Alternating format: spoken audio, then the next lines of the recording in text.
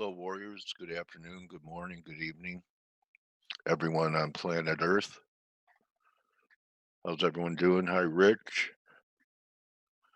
Okay, we've extended our offer 10 hours.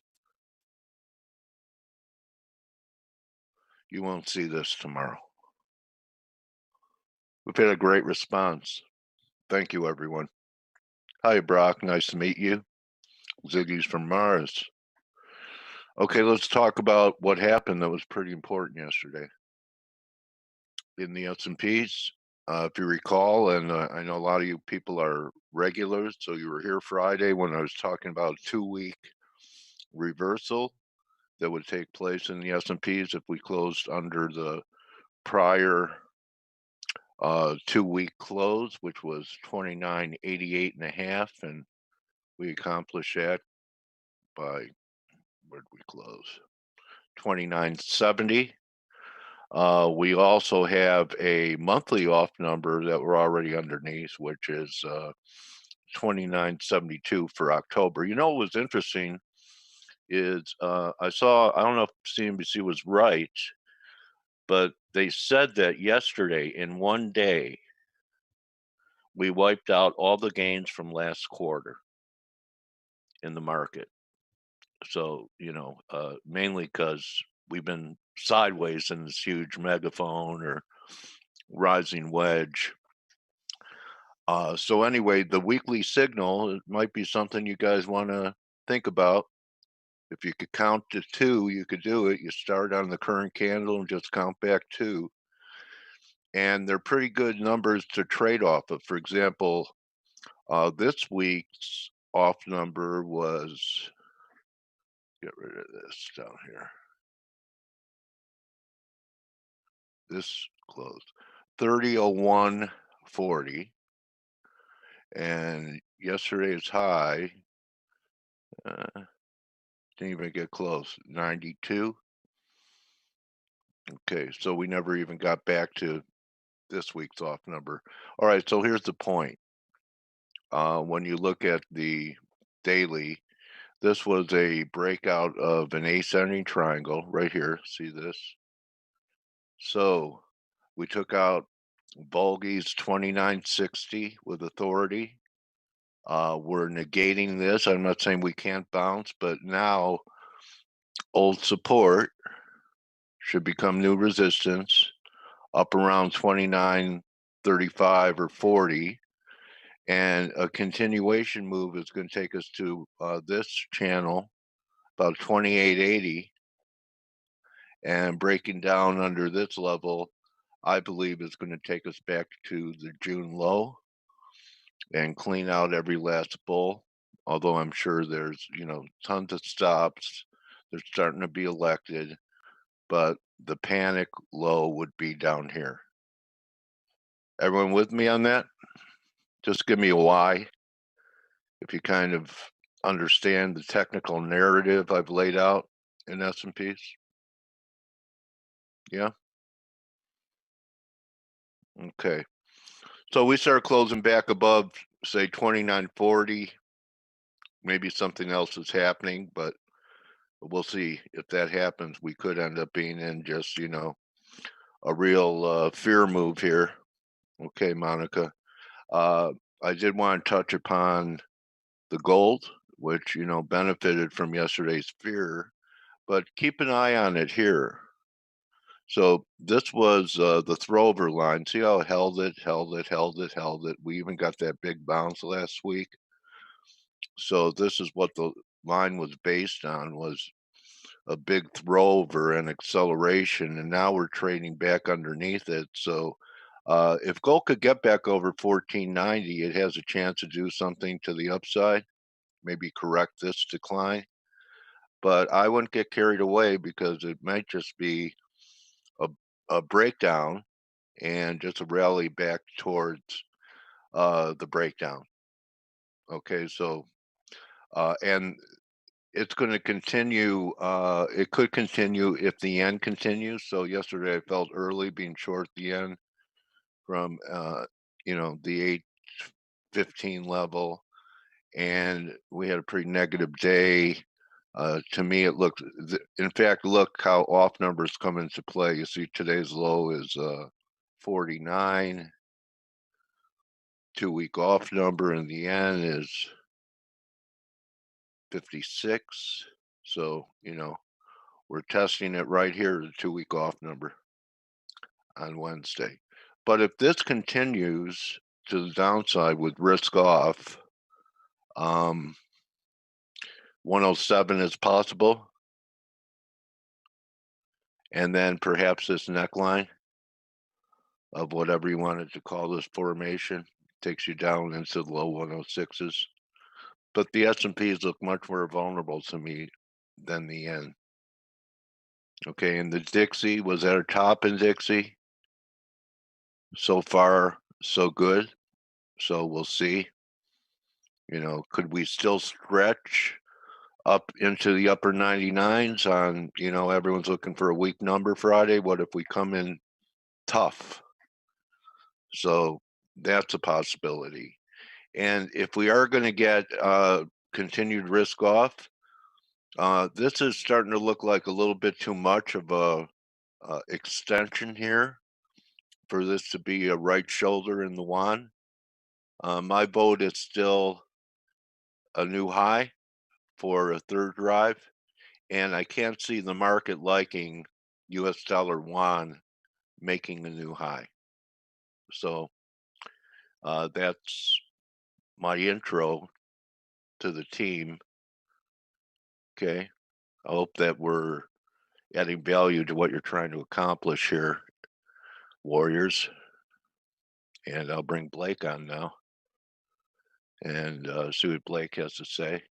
Maybe Blake could tell me why the Swiss, even though the dollar didn't recover much, why the Swiss is up so sharply today. I know he knows. No, I don't know. It's You- I would say it's the Swiss National Bank if I had to throw a Okay. guess at it. It was Um, weird when I opened my platform and, dollar steady and Swiss, if you didn't cover shorts, it's in your face. yeah, we. Oh, sorry, it's Did you Wednesday. guys take it? Yep. Nice. And then took it off at 99.35, Yeah. maybe somewhere around there. Yeah, I know how you hate those So carrying charges. So, maybe it's good to have carrying charges when you're short Swiss because you don't marry it and you take what it gives you. yeah, Huh? when I got up this morning, I was a little shocked. I was like, man, I cannot believe the dollar Swiss I felt the same way. I was like, are my quotes wrong? Am I looking at things wrong? Yeah, because Twitter went crazy. I can't use TweetDeck. Who knows? It's not just you. It's a The global globe. outage. Yeah. Can is your TweetDeck working? You're here in the U.S. No, my TweetDeck's not working. I just Okay. told you it's a global outage. It Well, hasn't worked I since know, but last night. Stelios says his TweetDeck is working. But mine as Uh, well. oh, Mine really? as well. Oh, See, When I woke up, it had logged me out, which never happened. So there was obviously some issue affecting, Europe as well. But I managed to log in and haven't had a problem since. yeah. US is down. I know Okay. mine's down. Like I needed a break anyway. things is I have Bloomberg. So when you use Bloomberg, I have like a TweetDeck type of tool in Bloomberg, so it's kind of bypasses. I'd rather use TweetDeck just because it's it has Get used to it. I'm used to it, and yeah, it's easier for me because I already have all my lists set up. I had to set up another list on Bloomberg so I could I thought maybe the administration, some of Trump's allies, shut it down so he couldn't, hurt himself on Twitter. No, Last I night. don't think that's the case. You know me, I'm a conspiracy guy. Always. Yeah. Well, hey, in just about 5 minutes, we're gonna have ADP numbers. So let's Okay. real quick, let's take a look. So yeah, the Swissy has rallied quite substantially. We're coming up to pretty key resistance up here. And the whole reason why I shorted it yesterday, and you guys remember, I shorted at 1.0014, which we're almost back at that price again, but it's 127% extension of this last down move, and then the 618 of this other move, and it was great. The ISM numbers came in really poor, so it just fell out of bed, and of course here we are again up at these levels. It's like, okay, well, I sold a little bit this morning, but my stops are pretty close. If I give back a little bit from yesterday, it's not a big thing, because I actually, for lack of better terms, I crushed it on the dollar Swiss last night, or I say last night, yesterday. And I know a lot of people in our chat room were, a lot of people were trading it. So, in our room. So that was awesome. Now, as far as what do we do here? Well, I'm looking at the euro. We have like this inverted head and shoulder pattern setting up. So that's something to pay attention to. Now, key resistance, if you guys don't recall, this is where we failed.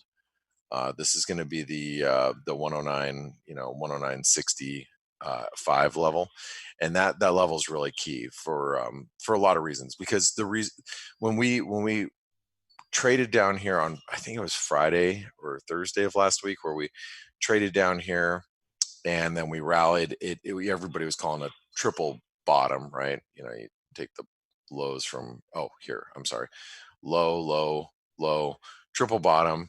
It was natural that they were going to get stopped out. They got stopped out pretty good. But in order for us to really get a bullish move together, we have to see the euro back above, well, first of all, this like neckline of this inverted head and shoulder pattern, but I believe that 109.65 is really critical here. So we'll see if we'll see if we can actually manage that today. And again, this now has to do with ADP numbers, which are coming out shortly, and then also ISM services, which will be tomorrow, and then NFP, which will be on Friday. So I mean, the fact of the matter is if you're man, look at this Swissy just ripping right up towards highs here. Look at that, just on fire.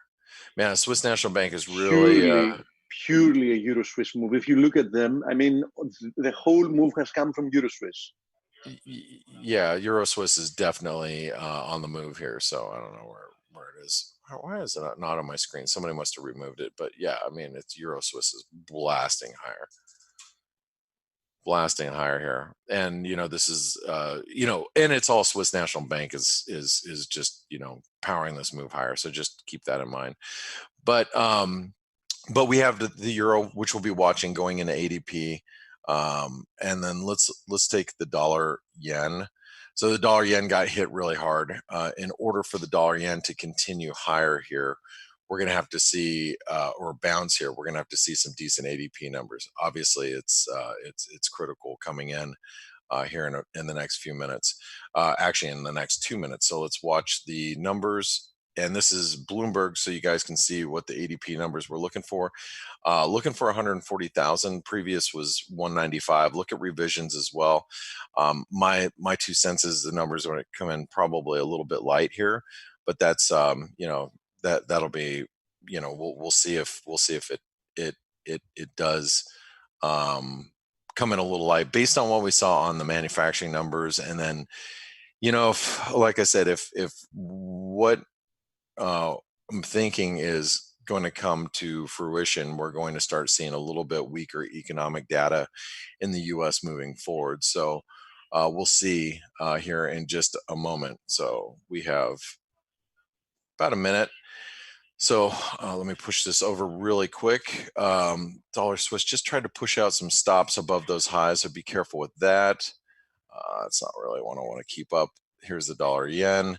The dollar yen is going to be the mover though for today. And remember, this has been really under pressure here, the dollar yen, and we're not seeing any type of recovery. So let's see if we can continue this move lower. The dollar yen setting up a nice double top too from the failure yesterday. So that's something to also think about. Cable's coming off a little bit as we rallied towards 123. We're coming off, and here, watch the numbers here.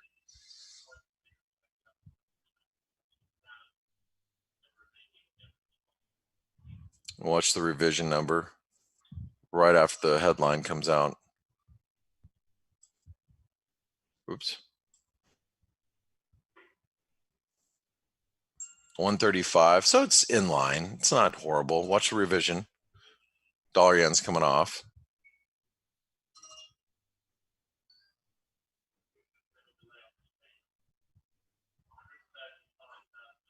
Let's look for the revision.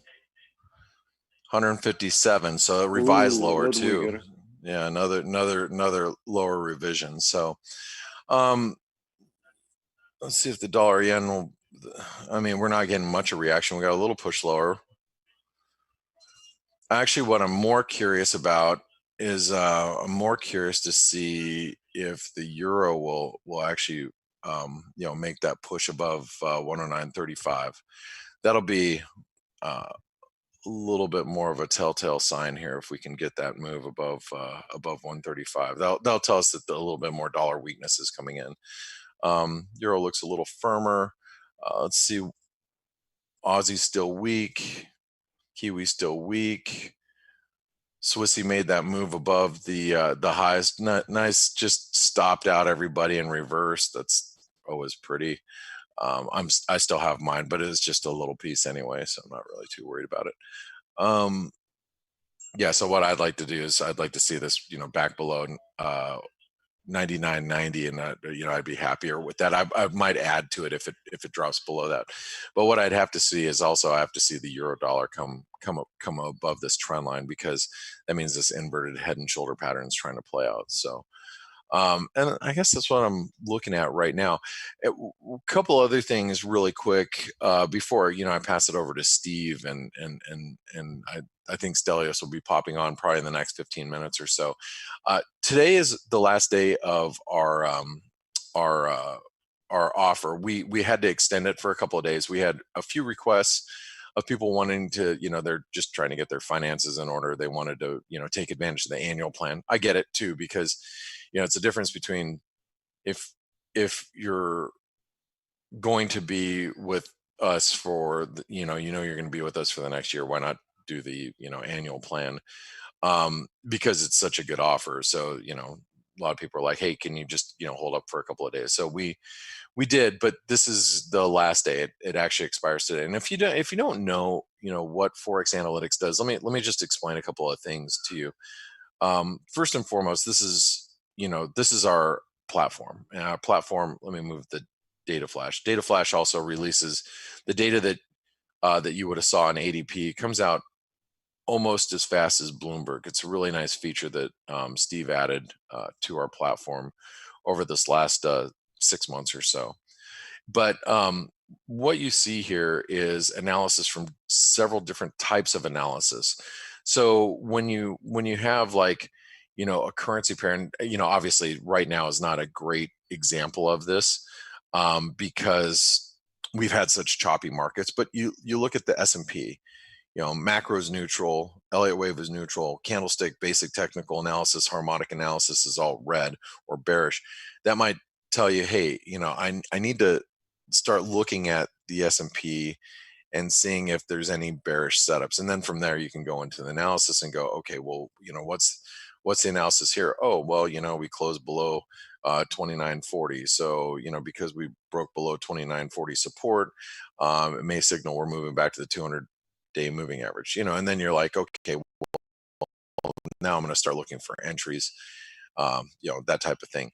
But what ForexAnalytix does is allows you to see, multiple types of analysis on 30 some odd instruments. Plus, on top of that, you have, your support and resistance levels. When those are hit, you get, an alert to your desktop. If you have them set up, we already preset them with them. So you get alert to your desktop. You get alerts to everything else. Hold on one second, will you please, guys? Just want to note to everyone, gold came off that line I showed earlier at the 1490 level. Yeah, gold is retesting the throwover line. The neckline of that head and shoulders formation we were talking about. Go ahead. Sorry. Yeah, I had somebody from the office asking me a question. What I was saying here is like the support and resistance levels, when they get tripped, then you get alerts to your desktop or your mobile device or whatever, what have you. We have a lot of different features that are just it's designed to allow you to have as many tools as possible on one platform this way you don't have to search all over the place for, but like let's say you're using Twitter, so this is, you can set up Twitter, and I know some of you might be using TweetDeck and you're like, oh my gosh, my TweetDeck is down.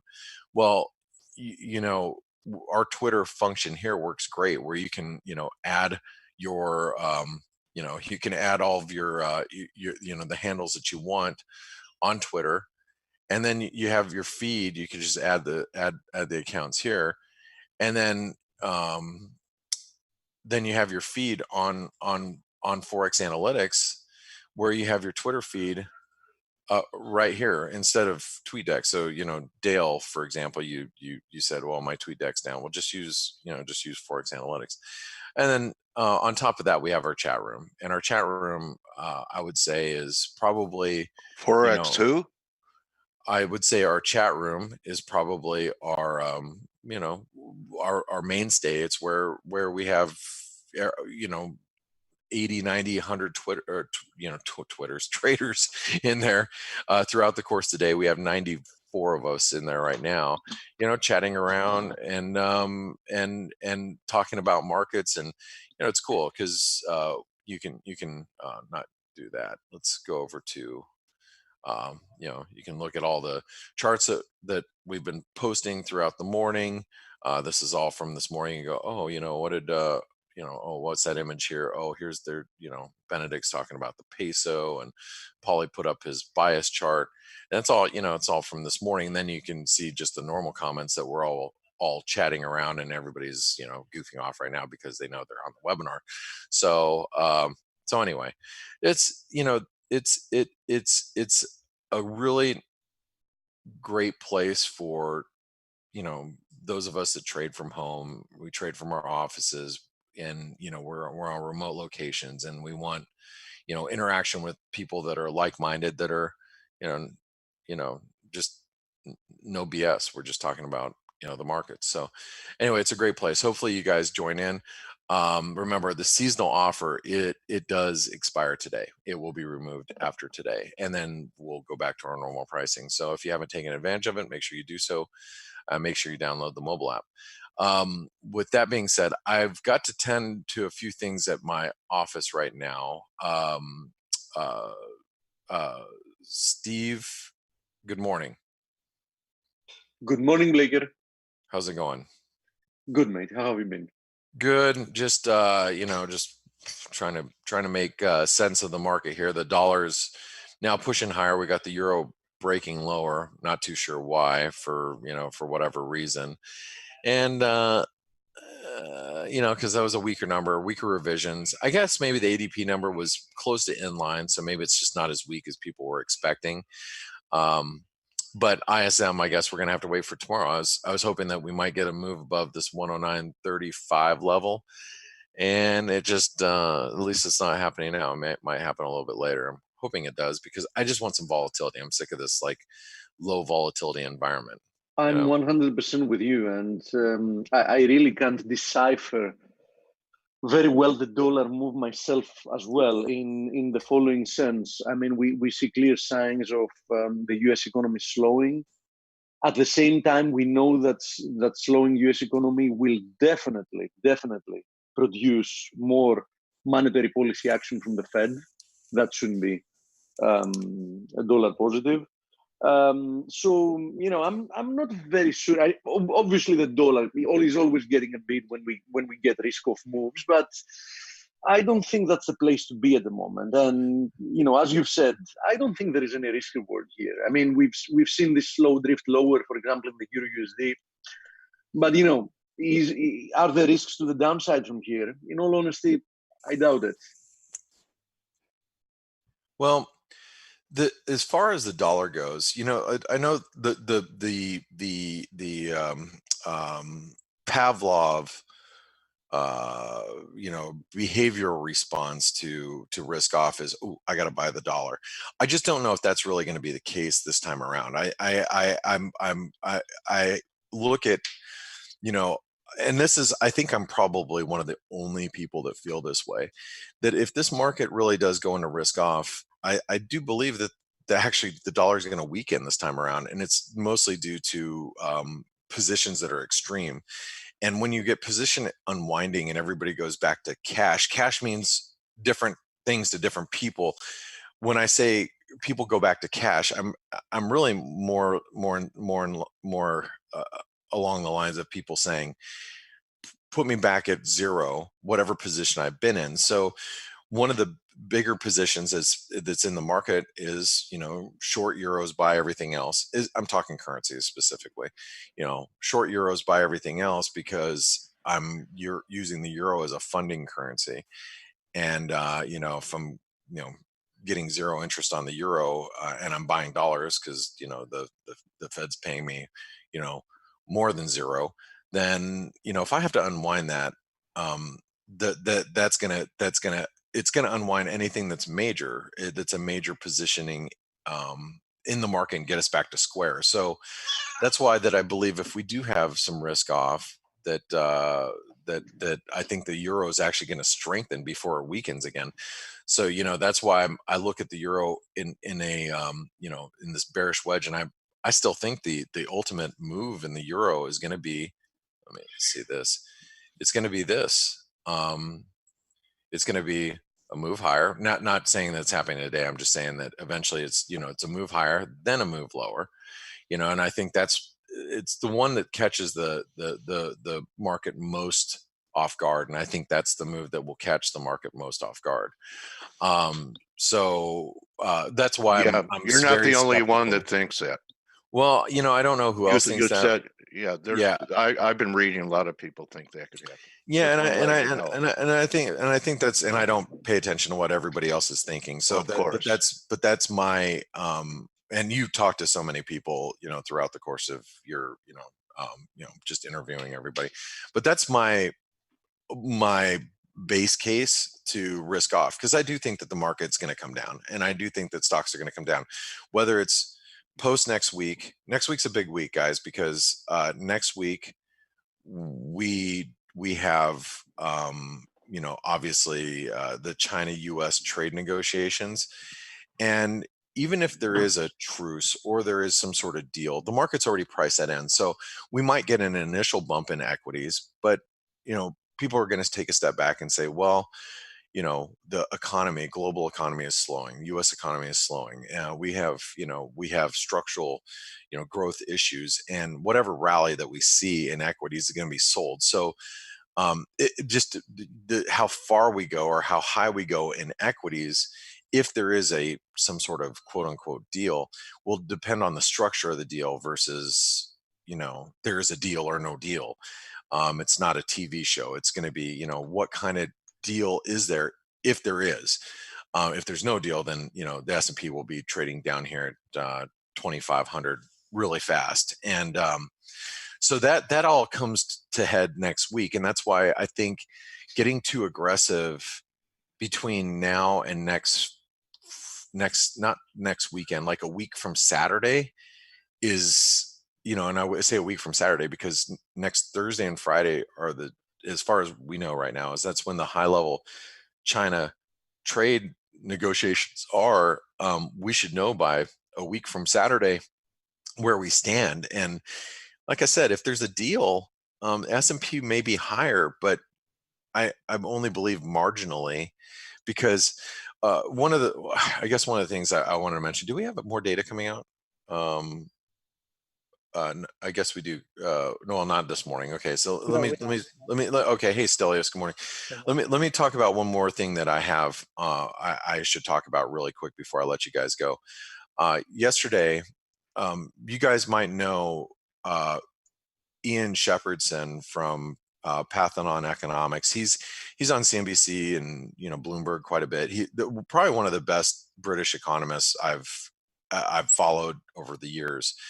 And we subscribe to their service. I say we, my firm in Connecticut that I work for, that I trade for, we get their analysis. And he was doing like a bit of a roadshow the last 10 days. He's been in New York, and so he came to our office because we pay a lot of money to get his analysis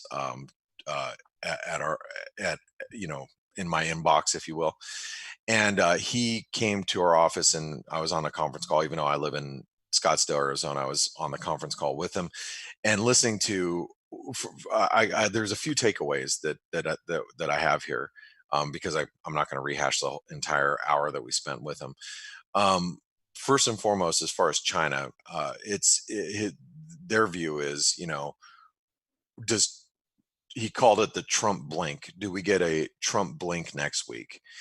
And he made a good point that he goes, when Donald Trump is put into a corner, he tends to double down. He doesn't tend to back off, which is very true. So the question is, next week, do we get a double down, if you will, or we're gonna basically continue on with our tariffs and maybe even increase them or whatever, or does he blink and say, let's call this a truce and let's start from scratch, let's renegotiate. And the only reason why there might be a quote unquote Trump blink is because like I pointed out the last couple of days and maybe over the week ahead video, is that the impeachment process is hurting him, not because I believe he's going to be removed from office, which I don't think is going to be the case, but I think that the negativity is going to weigh on his reelection prospects. So that's a factor for him. So he wants to get a deal put on the table, and then the second part of that is is China being as prideful as they are, will they just say, what, screw you, we're going to just wait this out and and let you burn, and we'll just deal with the next administration as they come in. So it's a very tricky situation going into the next week. And then also my other takeaway was regarding Brexit. We're talking to probably one of the best British economists around, and probably one of the better economists in the world. And his thoughts were, it's a complete mess and it's a complete disaster, and it's very hard to decipher exactly what's happening and what is going to happen. And my thoughts were, wow, if this guy lives in London and he's obviously very up to speed on, he gave us a bunch of timelines on what may or may not happen, but he's like, it's all very confusing. And if he feels that way, how are we as traders around the globe supposed to make rational decisions regarding the pound? Especially when you're dealing with a Boris Johnson, and that to me was a really clear indication that I really shouldn't be trading the cable right now. and it's funny because yesterday there was a headline that came out that pushed the pound up 100 pips.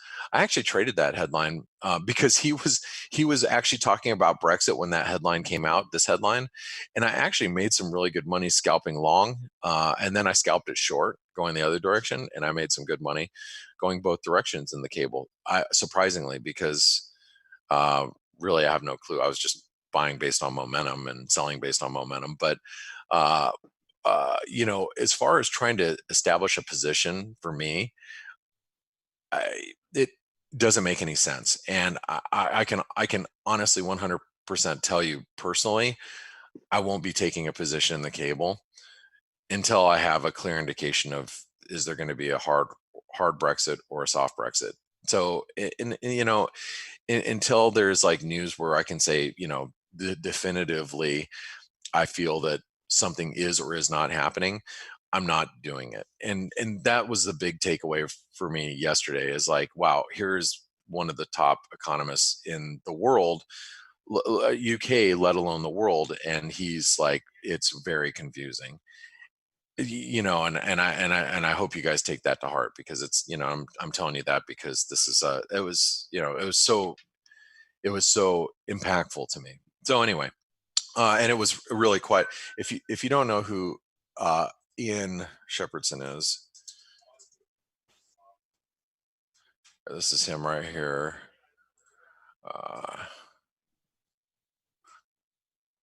This guy, this bloke, you'd see him, on CNBC. He's just really awesome. You know, he was just on Bloomberg Markets a couple of days ago. Just he's just really, really awesome guy. We've had the opportunity to meet with him on conference calls before in the past, where, you know, we're all conferenced in and ask him questions. But he came to the office and spent an hour with us, and it was cool. So anyway, that's that. And I wanted to pass all that information along to you guys because I thought it was important. And I'm going to pass it on to Steve Stelios. It's all yours, guys. Good morning. Good morning, Blake. Thank you, Blake. All right, guys. Hey, have a great one. Thanks, you too. You too, mate. Okay, so just a couple of things I want to mention. First, we didn't talk about this on yesterday's webinar because the numbers came out later. We had the US ISM manufacturing PMI. Actually, I didn't hear what Blake said for the first 20 minutes. I was out, but it was a horrible number. And obviously the S&P sold off on the back of that. This is in line with most European economies.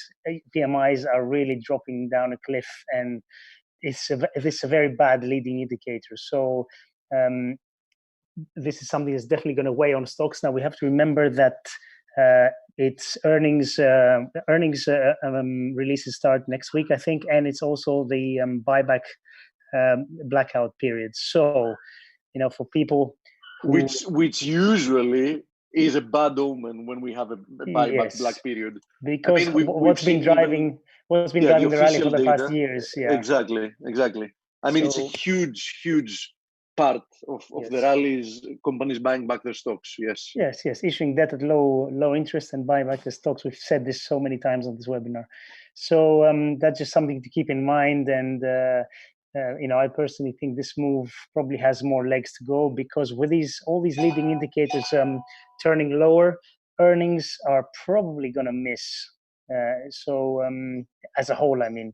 So just something to be wary of. And the other thing I want to talk about is the UK. Again, I don't know what Blake talked about, but the UK Prime Minister Boris Johnson said he's going to give a proposal to the Europeans, which, if I read somewhere correctly, it was something to do with 2 borders and 4 years. So it's all about the Irish border still. And Stelio, I don't know if you read that. By the way, this is one of the tools we offer here, Ransquack News. As you see, 38 minutes ago, German government spokesperson says he will examine the UK's proposal, and the EU Commission will do everything possible for a Brexit deal as time is pressing. Though we are prepared for everything. That's the last statement we had. And Boris Johnson has said again today that the EU have to compromise, just like the UK will compromise on their side. Otherwise, it's no deal. End of story. And he's repeated that they're leaving on the 31st of October. So it's all hotting up now, and you can see. Isn't he, though, bound after what they voted to not go through a no-deal Brexit? I mean, how exactly does this work from a legal perspective? I actually don't know the mechanics and the legal aspect of that. But yes, you're right. There was a vote that effectively blocked the no-deal Brexit. But if there is no deal and the date comes and there's no extension agreed, because remember, we have to have unanimous acceptance of 20. Yeah, from all 20. Yeah. So what happens then? You, by default, you go into a no deal. By default, you leave and you have no deal in place. So even though they voted for this, it doesn't mean it can't happen. So of course it can. Yeah. But I mean, theoretically speaking, it can happen. Theoretically, again speaking, it can happen just because he decides to do so. I mean, theoretically speaking, because of course he can, decide to, ignore that, or to follow, tactics that might inevitably lead to that. Yes. Who knows? I really hope that they do something at the 31st. I don't think that this situation can go on for much longer. I mean, I don't think so. And it's hurting the economy for sure, the UK economy a lot. And, Boris Johnson said a no-deal scenario is not something he's seeking, but it's an outcome for which they are ready. So he's talking the talk. And let's see if he can walk the walk. Exactly. So, so apart from that, Okay, you covered ADP, I think. We had the weak construction PMI in the UK, again, in line with all the PMIs turning lower globally, not just in the UK. The UK obviously has the extra hurdle of Brexit, but globally it's not looking very good, is it?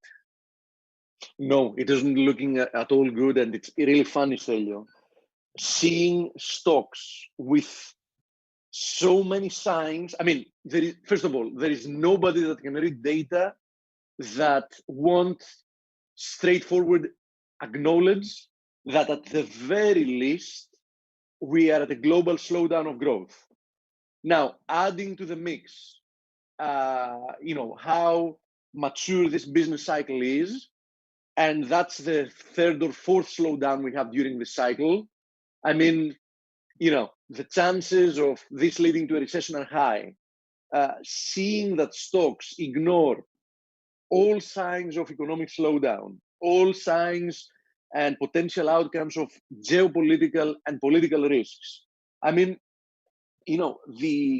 what market is pricing at the moment to make sense having to do with risk assets, it's nuts, if you ask me, completely nuts. That doesn't mean that stocks can't move higher, but what I'm trying to say is that at some point we're going to look back and everybody will realize that valuations where they currently are, pricing in rainbows and unicorns, are purely crazy. As everybody looks back now and acknowledges that, yeah, of course, in 1999 and 2000 we had like a huge stock bubble in the Nasdaq, for example. So it's a matter of make sure, if you're a long-term investor, make sure that you're not the last man standing when the music stops, because there are not enough chairs for everybody. That's the only certain thing. Absolutely, yes. Okay, that's it for me. Okay, anything else before we go to charts? No, just want to wish everybody a good day. You do, mate. Thank you very much. Okay, let me start by the obvious, and then I'm going to go through questions. So the very obvious is I kept talking and waiting for a breakdown from 2960 in the S&P. I mean, I've been talking about that level for a couple of weeks, and we got that yesterday. We finally got the daily close below 2960. And as I told you yesterday again, if that were to happen, my next downside target is this ascending trend lines. This ascending trend line supports area, which is currently it's passing from like 2890, and below there, that's a totally different game. So, first key area broken. Now we have the second one at 2890. I'm pretty certain that a break below that level will lead to a much bigger decline. I see no reason why we can't even come down and retest like 23.38, if that's the case. Because look at this. This is an ascending wedge, right? But one step at a time. For the time being, now in the short term, I maintain a bearish bias as long as we keep closing below 2960, because, as it almost always happens, a key area of support will become a key area of resistance once broken, and vice versa, okay? So 2960, in my opinion, is now a key area of resistance, and as long as we keep closing below it, that will mean that the path of least resistance in the short term remains lower. Of course, if we bounce from 2890, that's a different story, because keep in mind that we're still, theoretically speaking, in an uptrend, right? Higher lows, so there's no question about it. But it's going to be a huge technical development breaking below 2890, and I do think, especially with all the factors that Stelios mentioned, for example, earnings coming in the spotlight, the blackdown in buyback period, all of those can play a significant role in seeing stocks unfold from here. Okay, so it remains to be seen what's going to happen in the short term. As I said, you have no reason not to be bearish. I think we're probably going to make it to 2890.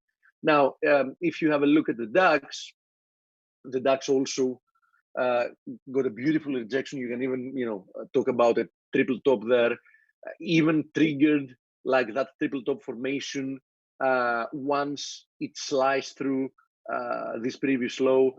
And as you see, we finally made it. I was looking to make it, the previous time we were pushing lower last week to the level of support I was looking for, that 12,060, call it roughly. Okay, so we're currently testing that support area.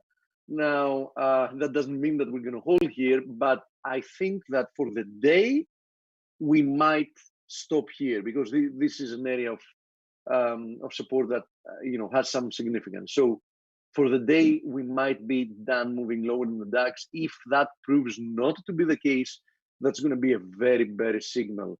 If in essence this level, has no,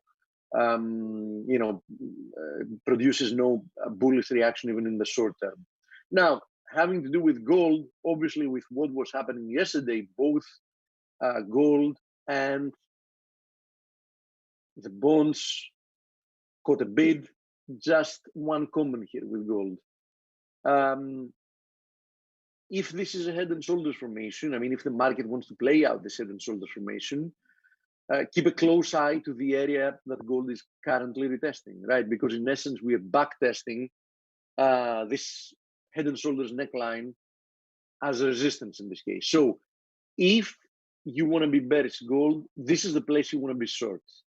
Because you have an excellent risk reward ratio, and if we get rejected from here, from this retest, then we can move lower until we actually fulfill the target, which is at 14.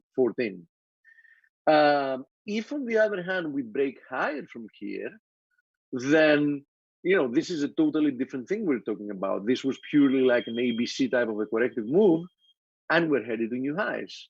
That is why I said, watch this previous neckline, because now we're going to find out if that was actually a head and shoulders formation, because if it is, it needs to, the neckline needs to hold now that it's being tested as the resistance. So you like to the short side, this is the place you want to be short. But if we break higher, be careful, because we might have seen the end of a corrective move. And if that's the case, I think we should be finding ourselves quite fast in sorry, this has been moved. Okay, there we go. We should be finding ourselves quite fast in the 61 in the long term, 61.8% fib at 1586. Okay, so that's to cover the question with gold. Now, USD yen, obviously, in response to what happened with bonds yesterday, got rejected after retesting the previous high. Keep in mind, though, that it still remains above this descending channel. So very nice rejection, very nice outside black candle yesterday. So quite a nice daily reversal. Nice continuation so far today. You should pay attention to 107. 107 is going to be quite significant. If we hold 107, fine. But if we break below 107, we trigger a double top formation, which would point down to 105.50. Okay, so back to this area. Simply because, as you see, this is a 150 pip range. So subtract that from like 106.94, whatever it is. That should roughly bring us to 105.40 or whatever, which is exactly this horizontal support resistance area. So 107 quite key for us to find out what's happening here with the USD yen. And as I said, of course, the benchmark bonds yesterday. Also, here are the treasuries. Treasuries, continued their rebound higher. Keep in mind, though, we're currently testing the 61.8. So I still think that this move higher can prove to be corrective. Yesterday's fake intraday move, because at some point yesterday we were trading, quite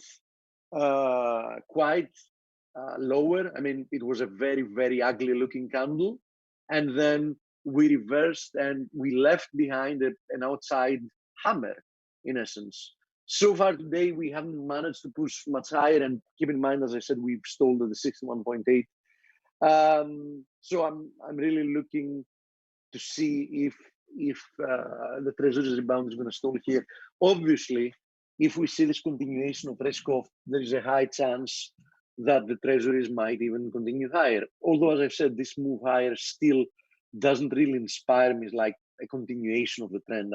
I would still, from a technical perspective, purely here in the Treasuries, would want to see another leg to the downside. Now, crude, which we know that it is quite sensitive to what's happening with risk. Yesterday, at some point, was quite much lower, and then it closed, leaving behind quite a large spinning top, which is an indecision candle. Today, we have an inside candle to that candle. We seem to have stalled at this area, 78.6, previous lows as well. But I have to say, despite stalling here, the fact that we had that like huge news-driven spike higher, which it was almost 20% higher, right? Which has been completely retraced, is quite a bad omen for the bulls. So I don't know if we're going to see some type of a bullish reaction from here in the short term, but I have to tell you that my appetite of being of looking for long positions here has definitely waned. So I'm I've switched to neutral to bearish to neutral actually. Okay, so I would be very careful, especially keep in mind we know that crude is quite correlated with what's happening with risk. If risk really sours within the next few days and we see a continuation lower, and especially if the S&P breaks through that 2890 area, I wouldn't want to be long crude in any way. Question about Euro pound. Yes, good for reminding me, because I want to show something about that as well. Patrick says GBP construction PMI results showed a big contraction as compared to previous results. I mean, no wonder there. I mean, we've seen we've seen manufacturing indices plunge, across the globe, and I see a lot of people making the stupid argument that for economies, for example, like the US, manufacturing is now something like a little bit more than 10% of the GDP. But I don't remember ever seeing manufacturing plunging and going in, in recession levels, and everything else not following, like consumption, for example. So, don't listen to arguments like that to believe that very weak manufacturing numbers should be ignored because, okay, come on, I mean, what's the big deal? I mean, that's a small percentage of the US economy, for example. No, that's not the case. I mean, it is the case that it's a rather small number, but don't think that it works in an unrelated fashion. That's what I mean.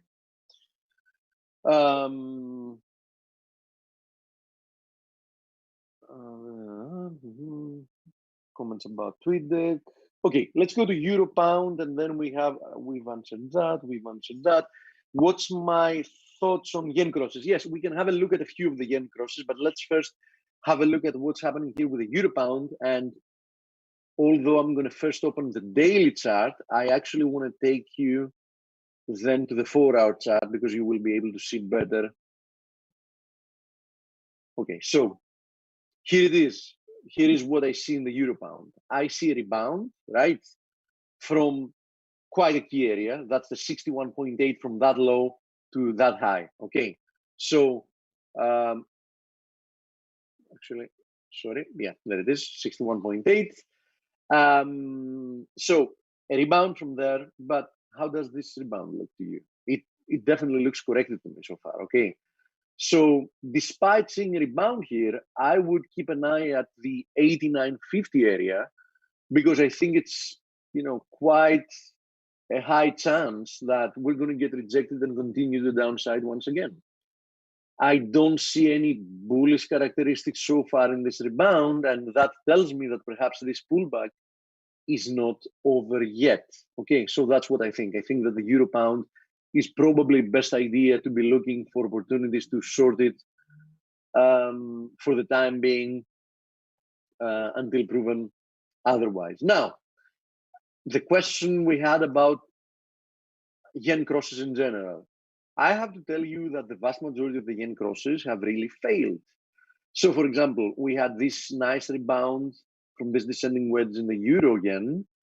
We're now retesting the 61.8, but it looks very heavy to me. I mean, the initial reaction we got from the 61.8 was extremely weak, and that's a bad omen. I mean, it looks to me like it wants to continue lower. If you have a look at the pound yen, let's switch to it. There it is. I was looking as a very key area. That's why we had drawn, these lines a long time ago. Like, whenever I do this, I saw on a chart that, there are two directions from a specific area. It means that I consider that to be a key area for the trend. So in this case, that proved to be the case. I mean, we got a rejection from there, and we've kept moving lower from there. So, that was the first key resistance that the pound yen was facing.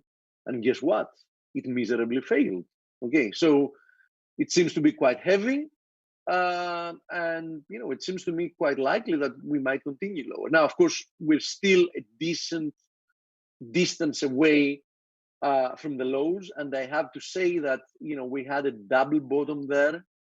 Its resistance might act again as support. So, pound yen doesn't look that bearish yet. I mean, there are still a couple of levels, like the 50% FIB and the 50 DMA at 131.15, and then that previous resistance area that might act as support that might cause the pair to rebound again. So it's not like I'm 100% certain that it's headed to new lows. But if you have a look at other yen crosses, for example, let's go have a look at what's happening with the Aussie yen and the Kiwi yen, you'll see that, and I showed those yesterday as well. I said yesterday when we were off the lows quite a lot, I mean, we moved lower afterwards, that the Aussie yen is crafting here. I showed also the 4-hour chart that it was bear flagging, and as you see, that has already been broken, and it's well on its way and towards the lows. And the Kiwi yen, same deal, bear flag, has broken to the downside. We are very, very, very close to the lows, right? So Kiwi yen faces this descending channel support, which is quite important. So that would make it a little bit hard for somebody to pull the trigger here and look to be short, but that doesn't mean that they don't look bad. And even look at this trend line in the other side, it seems to be breaking the downside. So I would be very, very careful with the yen pairs because they look very heavy. And if they want to turn higher, they really need to start doing it now, because then it's going to be too late. I mean, the technical damage is going to be too big, and probably we're going to see accelerated losses. Okay, that's what I think about it. Gold we covered, crude we covered, gold again. Too much love for gold. We covered that. Dollar is the king. Don't expect a fall, especially about euro. It's all about market expectations.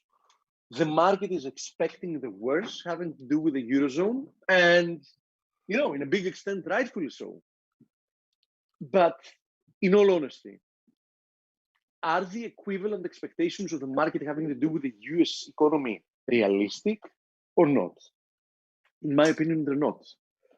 So at some point, when the market is going to have to reprice how beautiful in comparison the US economy looks, and it will realize that even if the outcome is that, yeah, okay, it's looking better than the other economies, they will realize that it's not looking that much better than the other economies. I mean, in comparison, it might end up being better, but I don't think as much as the market is pricing in.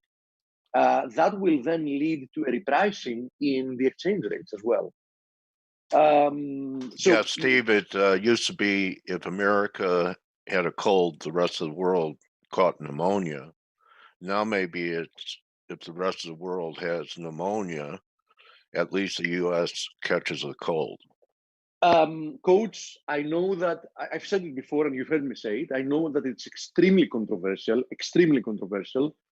but personally, and I know that the vast majority of our listeners will not accept that, personally, I think that the US economy is in a worse shape than the vast majority of the developed economies. Okay. And proof of that is me. one simple factor. Have you looked at the budget? Yeah. No, forget about the debt. Have you looked at the German budget, for example? It's running a deficit of, what is it? 2%. The US economy, to perform better than the rest of the world at the moment, which it is performing better, there's no question about it, but it is running an effective budget deficit of around 8 to 9%. Question: if tomorrow Angela Merkel woke up and said, Germany will run a budget deficit of 9%, which of the two economies do you believe would overperform the other? Yeah, Germany. Exactly. Now you understand what I mean? So we're comparing apple to oranges. We're putting down economic indices without taking into account, okay, for the US economy to produce whatever it produces at the moment as performance, what does that require? Answer: it requires a huge accumulation of debt on a yearly basis. But that's not playing a fair game. I mean, I'm not saying it's unfair, but I'm saying that if you're comparing, for example, Germany with a 2% budget deficit without performance in comparison with the US running a 9% budget deficit, and if somebody looks at the numbers and says, but they're not running a 9% deficit, I will tell you, count the numbers again. Don't look at the deficit, because unfortunately, for some stupid reason, they have like huge part of the deficit. They call it like off-budget items. So if you want to see the actual deficit, just see how much money they have to borrow every year to balance the budget. Anyway, there's going to be very, where do you hide? Find me a region on the globe. It's going to be global. It's going to be in different degrees, but it's not going to be great for anyone. I rest my case. There's no question about it. There's going to be pain. And it's time for the interview. There's going to be pain across the board. I actually have an interview. Yeah, to be honest, yeah. I mean, we've had quite a lot of and John stepped up because I wasn't going to wait till the next day for our guest to confirm. So John Davies is with us. John really supports us on Twitter, Steve. Have you noticed? He really thinks that we offer great financial insights every morning, and he promotes it. And he was very constructive miners last time we were together. And John? And that's, by the way, that's a great thesis and a great position. If I may say one thing, Dale, because a lot of people don't realize that, keep in mind that liking miners and being long miner stocks, in essence, it also gives you like a free option, because the vast majority of the mining companies have a lot of unmined gold or silver that financially makes no sense to mine it until the price hits a specific level. So the market, in essence, prices out completely those until they make sense to be mined. So that's a brilliant comment. Yeah, so that means that after a price level, immediately the market has to reprice that. They have an extra amount of gold that they wouldn't be mining at $1,200, but now they can actually mine it and make money from that.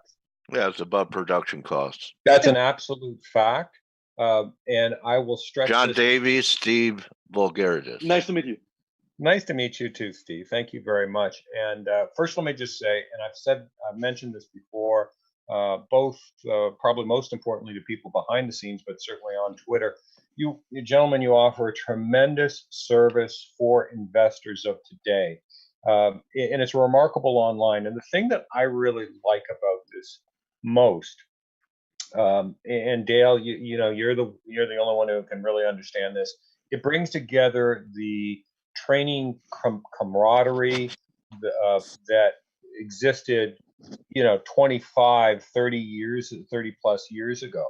And that you also will have people of difference of opinion, sharing thought, not afraid to disagree, but they've all got skin in the game. And that's what really matters. And so I really urge investors, whether or not they're involved in the futures game or not, to be involved with ForexAnalytix. Thank you, John. Thank you very much. Steve brought up a tremendous point, but before we mention, are you going to share your screen, John? You have anything you no, want? No, I like looking at your screens better, anyways. It's okay. Better than my screen, anyways. Okay.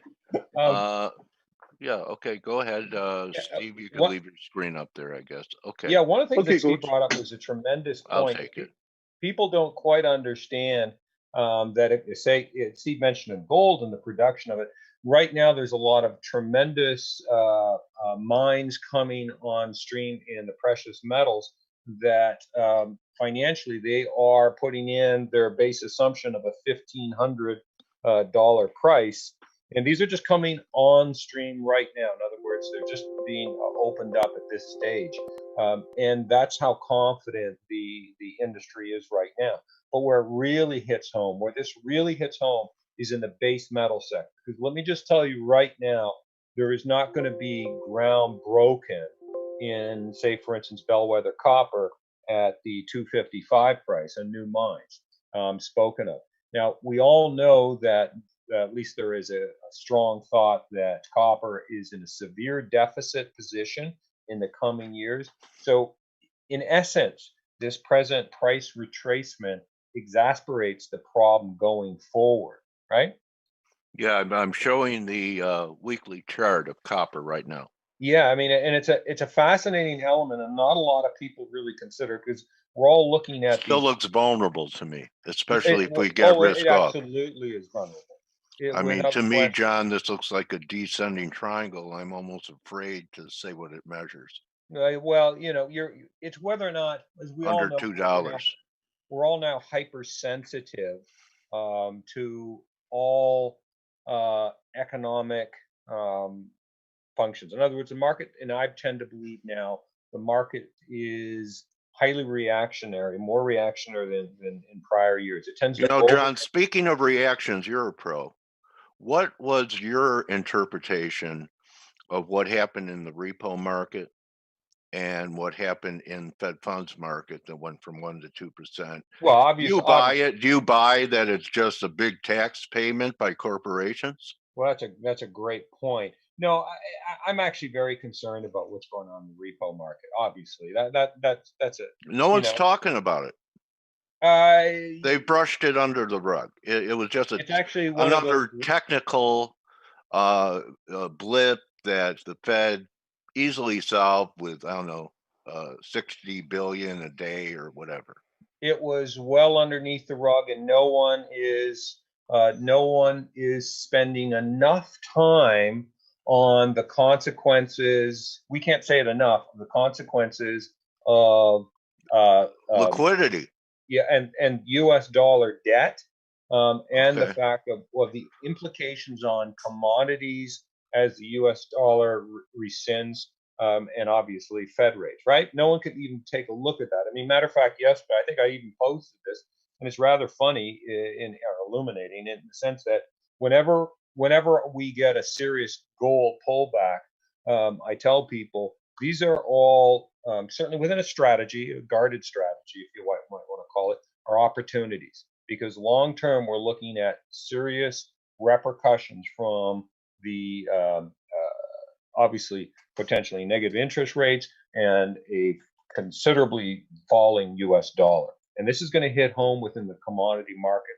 But that seems to be a emotional behavioral habit of the markets of 2019, the modern investment community, where we have these constant whipsaw actions.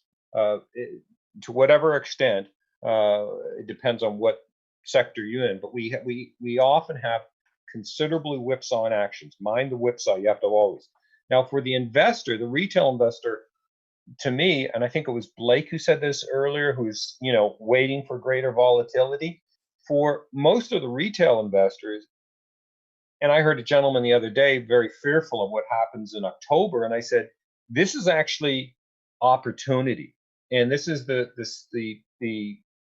you know, the birthing grounds of where you establish a sturdy portfolio, a lower basis. You can actually use this to significantly to your advantage. It does require certainly nerves of steel and hopefully a good mentor, right? But I think this is we have to start looking at behavioral habits of the modern investment community and how, for retail investors, how we can make the most of this, right? Yeah. Okay. And I think that certainly relates to when we're going back and looking at copper. Now, naturally, there's going to be we can look at it. I mean, I'm right now staring in those mid 240s for some support. Obviously, that is where you see that breakdown, and obviously the numbers yesterday, manufacturing numbers were horrid, right? So Yeah. it lended for that strong pullback that you also saw in some of the senior copper miners, most notably. How about something like this? From here. Yes, and is that possible? Well, I see it certainly possible, but we also had things come into the room that we had not really accounted for. In other words, we were steaming along in copper, very fine, and starting to think, where do we get until the trade war? Yes, exactly. This is all a trade war. We were all sitting there at 330. Projects were on board. People were thinking, okay, we get 330, 350. This is a go. And then there was the trade war rumblings, and the drums started beating very strong. And certainly, economic data would later be supportive of greater problems. But the trade war, this trade war and the escalation of the trade war, you can basically put a chart on copper, and you can see how it completely collapsed, Right. including that the optimism in the first quarter, approximately March of this year, that you can see that little blip up. Blip up when it went up to the approach the 290, and then it found out we're not going to get this trade war reconciliation, and it came down. So now what this then does is leads to greater problems long term into production, right? So that great economic push-pull. Where is production break even for a lot of the copper issues you found? Well, they're you're simply 350. You're not going to get any major copper production coming on stream, or let's say being put into play at the present prices. So we are going to have an even greater deficit, because to get a copper mine on stream, you're looking at forever. Well, approximately 8 years. That's what people don't realize. That's forever for me at my stage. Well, I think we're in an agreement that we're both at that forever stage at 8 years. Yeah. But it's very true. People think of and you look at people who are very optimistic, let's say, of the global infrastructure developments, the role of alternative energy, which alternative energy really means base metals and more petrochemicals. I hate to put it that way, but they're all built upon base metals and petrochemicals, but those things, and obviously electrification of automobiles, those things take time in their materials. In other words, if we need greater copper, well, we might be able to get on stream by 2027 now. Right. More than likely, likely we're pouring copper out of that mine in 8 years. So this is very long-term investment. The CapEx is extraordinary, right? So, John, you're a veteran, and you've seen many cycles. Is it ever right for you just to be out and cash as a position? Well, no. To be quite honest, it's not necessary. I don't necessarily am out, because, for instance, I just look at how I take different takes on my hedging policies, and And it might be something as simple. And I think this is a very important topic, by the way, Dale, for us to continue on, is that, for instance, we're in a period of negative interest rates. Many of us are going into those retirement years, and we may face 30 plus years of retirement where, you know, we've got negative interest. So it's all of a sudden a very complicating factor, nothing that we considered. So we're going to have to have a great rate of return. So maybe we're looking at a dividend portfolio, and how we want to goose that dividend portfolio up might be the use of writing covered calls and doubling, trebling. I'm able to, some of my accounts, we can triple and quadruple our ROI in our dividend portfolio. So we're not necessarily out as much as we're more hedged. And this is what I tell people often. Just by being in cash doesn't mean you are safe. It means you are maybe exposed, particularly when we have, you know, we look at things on a global front. So I look at it when I have money invested in properly. That means, and for me, a proper account means I strangle risk. I strangle risk. I like to come very early to the trade, and I like to leave a lot on the table, right? In other words, leave enough on the table that I'm safely out, but then I'll look at, you know, I'll scalp out I'll take out the meat of the trade and leave dessert on the table. What do you think of this chart? The megaphone.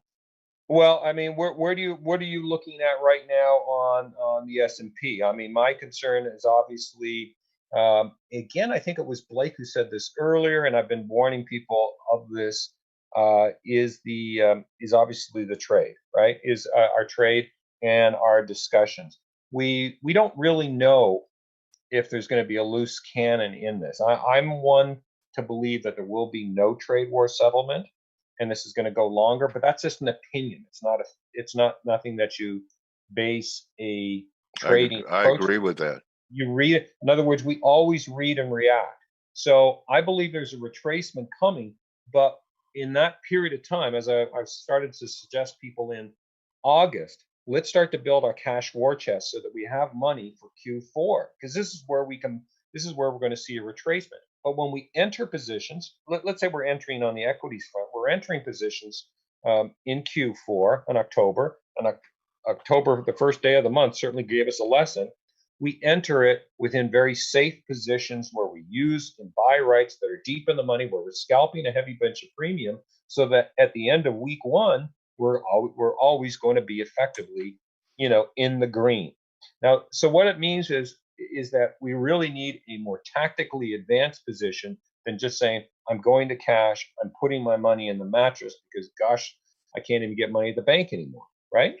Right. So that's where you own an underlying equity. Yes, yeah. And you sell puts and calls. Yeah, well, I sell calls. That's sell right. Calls. Okay. Yeah, I sell calls, and see, the thing that people don't realize that, you know, you can always own a stock. Like, you know, I don't know, use an example like Schlumberger, you know, which is, and some people might argue about it and have a difference of opinion. I certainly, you know, within a pipeline, but, you know, you're looking at a company trading with a 6.1 dividend yield. It's a quarterly yield. Well, there is no quarterly, pardon me, pays quarterly. There is no reason that a person can't buy the stock, own the stock, take out that dividend, and write in the money calls each week that gives them a little bit of premium. So they're chopping out. That's our scalp, right? Our scalp. Maybe you're taking yourself an extra. My goal, I'd like to take out, you know, 0.6% of a portfolio per week, because 0.6% of portfolio, my gosh, we are going to be getting ourselves well over 30%. So there's no reason a person can't buy the stock, and you can see it's well below its low.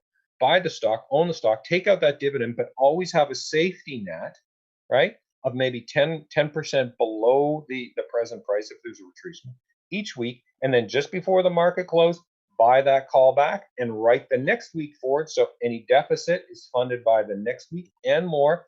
You're always having a positive cash flow. See, there's ways that we can do this. There's ways that we can do this to always have a relatively fully hedged portfolio that provides us regular income and allows us to participate in an upscale and in an improving market conditions, but we'll always have ourselves hedged. I don't like the idea of saying, cash means we're fully hedged. No, cash means we are in cash and exposed, right? Exposed to Well, currency risk of other, yeah, I mean, there's, yeah, I mean, anything that happens to what can happen in cash. I mean, cash positions, particularly if we have a falling dollar. I mean, we all know what a horrible thing it is to go through, a life and spending, 30 plus years saving funds and thinking that you're going to be getting 5 to, maybe higher percent rates of return in your retirement, and finding out, my gosh, am I really going into retirement of 30 years now and having a negative cash flow, right? Getting negative interest rates. So I want to impress upon people there are definite ways that they can hedge their positions, earn extra income that are safe, and they can be confident of. But it's tactics, and I guess in some ways these are things that have been missed in this era of investing. Because I tell people, the idea is that you never want to be comfortable. In other words, you want to tend to invest, be comfortable at being uncomfortable. You want to buy into selling frenzies, right? When people are selling, this is when you want to start buying. When people are buying, you want into those, you want to sell off, right? You want to come early and leave just as early, but you always want to maintain a hedged position, whether fully hedged or partially hedged. It all depends on your risk tolerance levels, right? Mm-hmm. So I think it's a breathtaking time to be, involved in, in the markets, whether or not you're involved in futures. I mean, the futures side is just equally as exciting because we have such tremendous different economic events going on, but those all become extra opportunities for us. And again, this is one of the things that your service provides, because it provides its users, its listeners, so much intel that they can have a leg up, in my opinion, on the balance of the market. Thanks, because John, I don't think Rod Serling could have written this script that we're living in. Oh no, this is if I can't believe what an investment climate this is right now. And many of the things, like I know you and I will talk of the use of, for instance, in just the options market, you will see so many different opportunities present themselves, and sometimes I just wonder, why don't more people see them? We look at huge swings in the market. Who would ever imagine? And now you have zero commissions with all the online brokers. I mean, that's got to mean something, like the death of the brokerage industry. Yes, and it will fund the funeral. And what really bothers me is we're going to see investors, and I'm careful sometimes recommending positions now online, because I'll see investors who can't buy don't have the capital enough to, say, acquire board lots, going into very complicated type plays, and only half of it. And they're going in and purchasing, and they're usually not buying on fundamentals. They're buying on on emotional contagion. So they're basically the herd, ready for the slaughter. So what I'm hopeful is that we have a greater mentorship program online that provides people, look, I'm a long game investor. This is my approach. My approach, my long game tactic plan started in 1983, and it's going to last long after my days. And that's what that's obviously my focus, but I'm very concerned of the investors today not realizing how many different opportunities they have available to them, how many different strategies that can be implemented to get to their long game goals, right? Best idea for the last quarter, John. What do you have a lot of conviction about? Well, I mean, one of the things that I want focus people on is, make sure you keep constantly building your war chest. My intention is, remember, I always use options in my account. So I'm a scalper, so if I can buy a stock at $19 or $20 and sell the $18 call for $2.50 on Friday, I'm probably going to be pretty happy with that, right? You know, in other words, so I'm going to look at scalping. Look for opportunities within the in the mining, the base metal sector, the precious metal sector within weakness, and also petroleum and natural gas. But within each one of these, and I want to impress upon this with anyone, always do it within a hedged position. You always have to have an exit door. You always have to have your risk defined, right? Okay. So for people that don't know how to do what you do, what's the best way for them to get in touch with you, Jen? I think that, boy, I can't believe you fed this to me. I think, Dale, join us on the 4th of November. No, we will talk online as much as possible. And I think I'm back on your show at approximately a month from now. I'm happy to, I'm happy to talk more about this, right, and help people out. My intention, as we've discussed, I'm proud to say this is my 3rd time on the show, isn't to promote, say, a website or a service. I'm not interested. I'd rather just help people and give the benefits of my career, right? And that's a very. So what should they do? Just reach out through Twitter? Reach out for Twitter, and you know what? We can get involved in greater conversations too on ForexAnalytix if it's of interest to people, right? Okay, so your Twitter address is it's Renegade Style. Renegade Style. And John, thank you so much for being with us today. Thank you, and thank you for bringing me in from the bullpen, Dale. All right. Well, you know what? You get the save. There you go. Not bad I thought I was a long reliever. Yeah, you were. You were. So you went about 5 innings and only gave up a run, and you saved the game. There you go. As a starting pitcher. All right. Well, as I leave, just let me remind people: markets each week, markets may go up and markets may go down, but option premium will decay. Yeah. In fact, you and dentists love decay. There you go. The doctors in the they house. both make you money. All right. They both make money with decay. So, all right, John. Thanks so much. Thank you. Thank you very much for having me, Dale. Have a wonderful day. Yeah. Good luck. Okay. That's a wrap, everyone. We'll see everyone tomorrow. Tomorrow I have Alba directly from Spain, I believe. She's on the beach in Spain. So adios, everyone. I'm going to end the meeting. Don't just count your pips, count your blessings, and see everyone tomorrow. And we have NFP Friday, and I have a great guest for Friday. He's going to talk about what the Fed did 2 years ago that's starting to impact everything now. All right, everyone. Thank you, Brock. See ya. Don't just count your pips, count your blessings.